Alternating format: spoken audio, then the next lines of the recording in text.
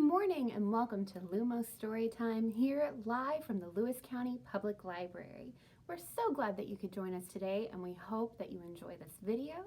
If there's more than one of you watching at home, please comment below how many people are watching with you, and please, as always, like, share, comment, and follow our page for more videos. Today's story, we will be reading The Selfish Giant by Oscar Wilde. Every afternoon, as they were coming from school, the children used to go and play in the giant's garden. It was a large, lovely garden with soft green grass. Here and there over the grass stood beautiful flowers like stars, and there were 12 peach trees that in the springtime broke out into delicate blossoms of pink and pearl, and in the autumn bore rich fruit. The birds sat on the trees and sang so sweetly that the children used to stop their games in order to listen to them. "How happy we are here!" they cried to each other. One day, the giant came back. He had been to visit his friend the Cornish ogre and had stayed with him for 7 years. After the 7 years were over, he had said all that he had to say, for his conversation was limited, and he determined to return to his own castle.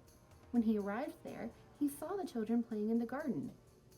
"What are you doing here?" he cried in a very gruff voice, and the children ran away. "My own garden is my own garden," said the giant, "and anyone can understand that, and I will allow nobody to play in it but myself." So he built a high wall around it and put up a notice board. "Trespassers will be prosecuted." He was a very selfish giant. The poor children now had nowhere to play. They tried to play on the road, but the road was very dusty and full of hard stones, and they did not like it.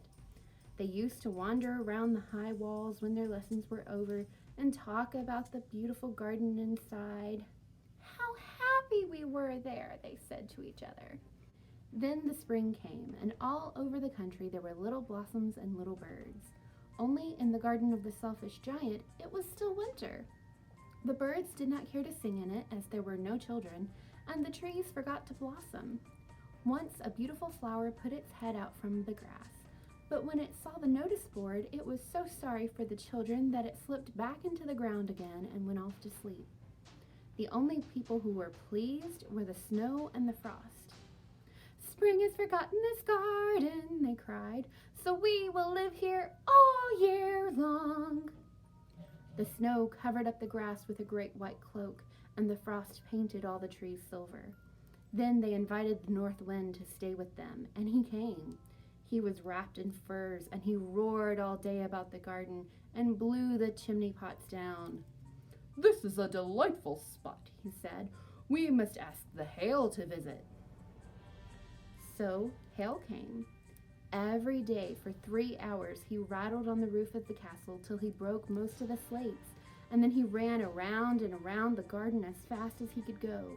He was dressed in gray and his breath was like ice.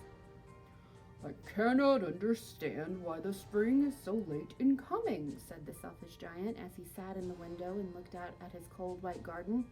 "I hope there will be a change in the weather." But spring never came, nor the summer. The autumn gave golden fruit to every garden, but to the giant's garden she gave none. "He's too selfish," she said. So it was always winter there, and the north wind and the hail and the frost and the snow danced about through the trees. One morning the giant was lying awake in bed when he heard some lovely music. It sounded so sweet to his ears that he thought it was a linnet singing outside his window. But it was so long since he had heard a bird sing in his garden that it seemed to him to be the most beautiful music in the world. Then the hail stopped dancing over his head, and the north wind ceased roaring, and a delicious perfume came to him through the open casement.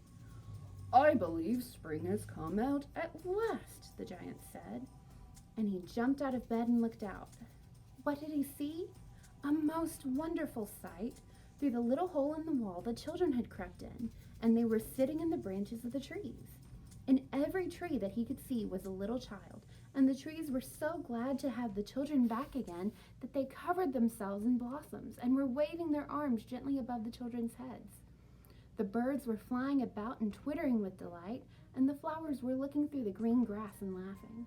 It was a lovely scene, only in one corner was it still winter. It was the farthest corner of the garden, and in it was standing a little boy.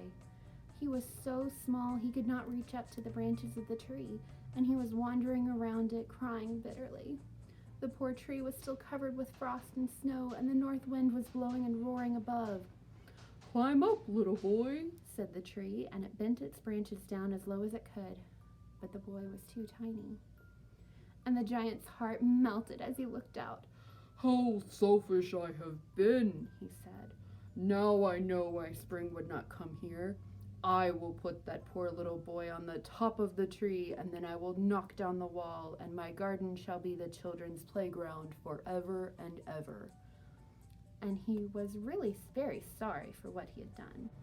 So he crept downstairs and opened the front door quite softly and went out into the garden. But when the children saw him, they were so frightened that they all ran away, and the garden became winter again. Only the little boy did not run, for his eyes were so full of tears that he didn't see the giant coming. And the giant stole up behind him and took him gently in his hand and put him up into the tree. And the tree broke at once into blossom, and the birds came and sang on it, and the little boy stretched out his 2 arms and flung them around the giant's neck and kissed him. And the other children, when they saw that the giant was not wicked any longer, came running back, and with them came spring. "It is your garden now, little children," said the giant, and he took a great axe and knocked down the wall. And when the people were going to market at 12 o'clock, they found the giant playing with the children in the most beautiful garden they had ever seen. All day long they played, and in the evening they came to the giant to bid him goodbye. "But where is your little companion?" he said. "The boy I put into the tree." The giant loved him best because he had kissed him. "We don't know," answered the children. "He has gone away." "You must tell him to be sure and come tomorrow," said the giant. But the children said that they did not know where he lived and had never seen him before, and the giant felt very sorry. Every afternoon when school was over, the children came and played with the giant, but the little boy whom the giant had loved was never seen again. The giant was still very kind to the children, yet he longed for his first little friend and often spoke of him. "How I would like to see him," he used to say. Years went over and the giant grew old and feeble. He could not play about anymore, so he sat in a huge armchair and watched the children at their games and admired his garden. "I have so many beautiful flowers," he said, "but the children are the most beautiful flowers of all."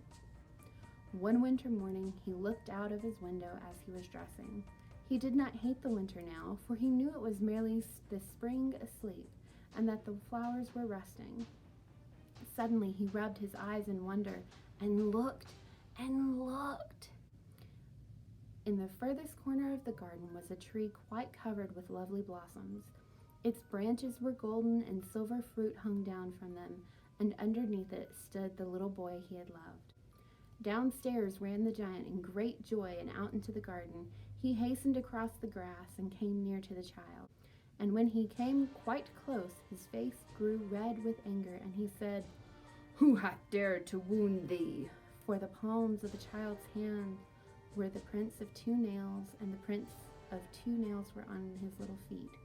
"Who hath dared to wound thee?" cried the giant. "Tell me, that I may take my big sword and slay him." "Nay," answered the child, "but these are the wounds of love." "Who art thou?" said the giant, and a strange awe fell upon him, and he knelt before the little child. And the child smiled on the giant and said to him, "You let me play in your garden. Today you will come with me to my garden, which is paradise." And when the children ran in that afternoon, they found the giant laying dead under the tree, all covered in white blossoms. Thank you for tuning in for Lumos Storytime. We hope that we'll see you again next week and in the coming months for summer reading. Be prepared for some fairy tales, myths, and legends. We hope that you have a wonderful weekend, and we'll see you next time.